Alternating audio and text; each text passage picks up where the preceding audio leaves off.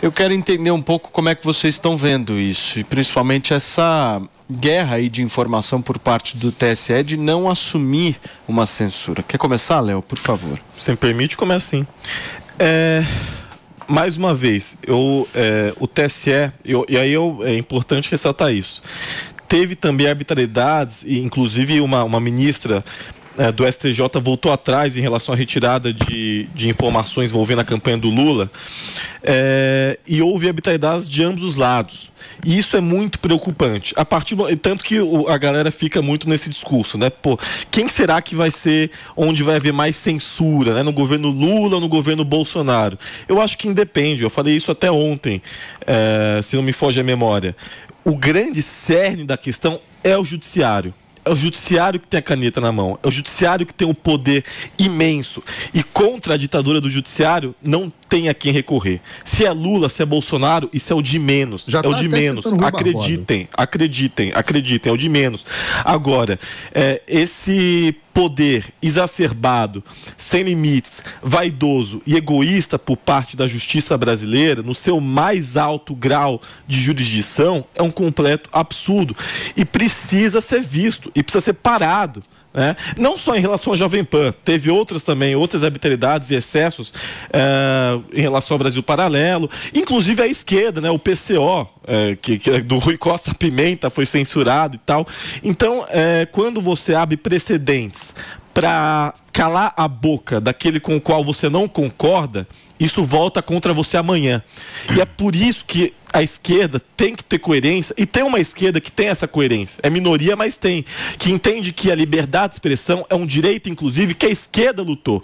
Nós passamos por mais de 20 anos de ditadura militar, tá, no Brasil, onde houve sim censura, não, peraí, então quer dizer, então é uma arbitrariedade e é um excesso quando é um ministro supremo hoje que comete uma arbitrariedade como essa, mas em mais de 20 anos, onde houve sim censura, retirada de conteúdo, não em mais de 20 anos, prisão política, não, foi lógico que teve mais de 20 anos, 64 e 85, foi 64 e 85. Mas qual é a censura que tinha de 85? Não, foi 64 85. Eu posso, lógico, se você abrir os jornais... Paulo, o ápice... Não, tudo bem, o ápice... 79, você já teve anistia ampla, geral e restrita, inclusive com a volta do Roberto Jefferson, amigo do teu amigo. Eu concordo, meu avô governou sem censura absoluta. As coisas que foram ditas pelo meu avô nas revistas e jornais da época, hoje, se fossem ditas contra o Alexandre de Moraes, davam paredão. Então, eu concordo com você, Léo. Eu sou contra qualquer forma de censura, tá? Agora, eu só não quero que você coloque na mesma caixa um período que você está dizendo de 79 a 85. Não, tudo bem. Que não é. De 64 a 85. De 64 a 85. Perdão. Não, sim, são 21 anos. Eu concordo, é evidente. Conforme foi passando eleições os anos, diretas para governador, Senado eleito. Não, tudo bem, tribunais Paulo, funcionando normalmente, com mais ordem institucional do que nós temos hoje em dia. E te digo mais, nem na ditadura, nem no período dos anos de chumbo da ditadura, nós passávamos pelo que nós estamos passando. Não, aí é demais, Paulo. Não, eu vou te dizer por quê. Se você me permite dizer por quê. Não, claro. Porque você tinha, pelo menos, em alguns casos, a possibilidade de submeter alguma coisa a um censor. E hoje, e mais, não era proibido você falar mal de alguém.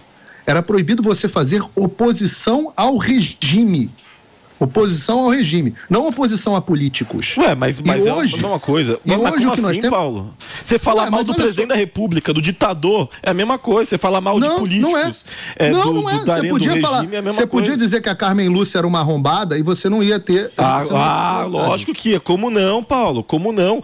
Desde o AI-5 em 68, tudo bem, teve um ápice em 68, 69. E de fato, depois com a gente pode separar os períodos. Não, tudo bem, teve um ápice. Eu posso dizer para você que, sem sombra de dúvida, Léo, hoje nós temos muito menos liberdade de expressão do que tínhamos, por exemplo, em 1983, quando eu nasci. Aí é absurdo falar um negócio desse, Paulo. Imagina, em 83? Paulo. Imagina. Em 83?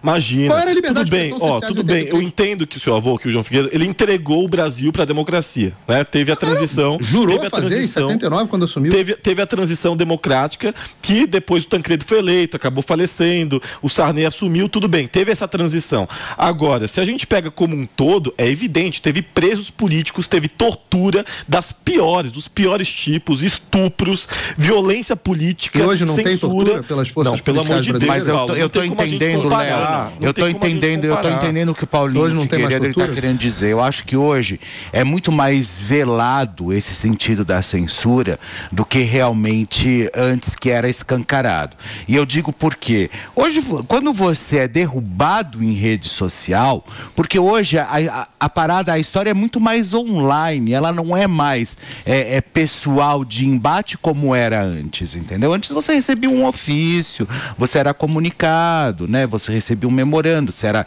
convidado a sair fora do país, enfim, existia todo esse movimento.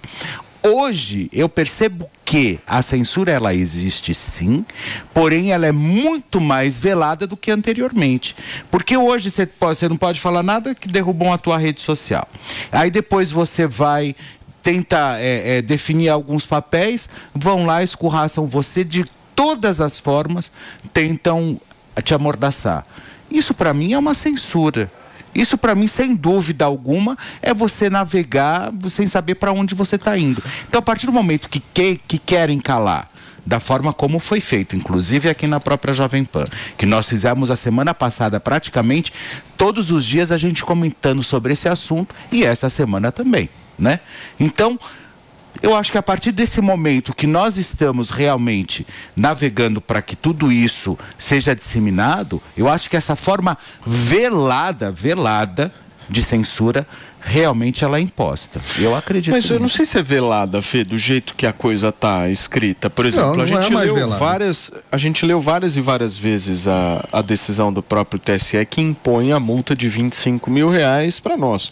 Para mim não tem nada de velado nisso. Mas uma censura, eu acho que não é mais escancarado. Sim, mas eu acho que não é mais. Não, mas daí eles falam, aí eles vêm com outra retórica, entendeu? Eles jamais vão falar que é censura.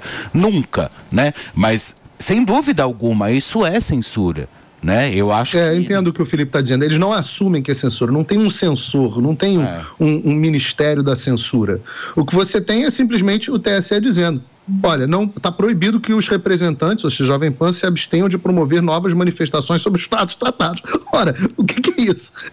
Se não censura. É lógico. Né? E o problema, reparem a loucura, o estado que a gente vive, né? Porque é uma coisa orwelliana, né? Uma coisa distópica, onde nós temos um verdadeiro Ministério da Verdade,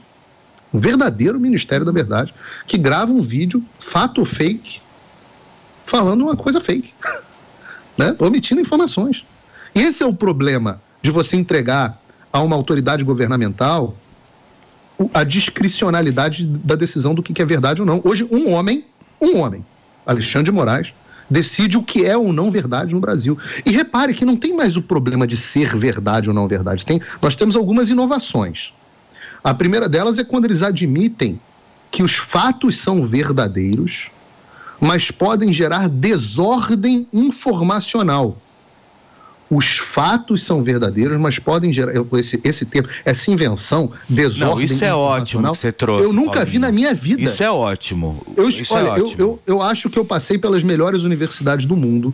Eu estudo ciência política há 20 anos. Sim. E eu posso dizer que eu nunca vi esse termo na minha vida, desordem informacional, que podem levar os eleitores a conclusões equivocadas. O que é isso? Olha a loucura que a gente está vivendo. Sim. Os fatos podem levar você que está em casa a uma conclusão errada. E o que é a conclusão errada? É a conclusão que o TSE não quer que você tenha. Os fatos verídicos, né? Os fatos, teve outras inovações que nós estamos tendo. Aqui deu objeto ao vídeo do Roberto Jefferson. A Carmen Lúcia dizendo: não, é censura sim, mas rapidinho, que é só um pouquinho. Eu sei que viola a Constituição, e a Constituição diz que é censura. Depois das eleições a gente vê isso. Mas agora a gente precisa dar um jeito de censurar. Porque senão vai que o Bolsonaro ganha.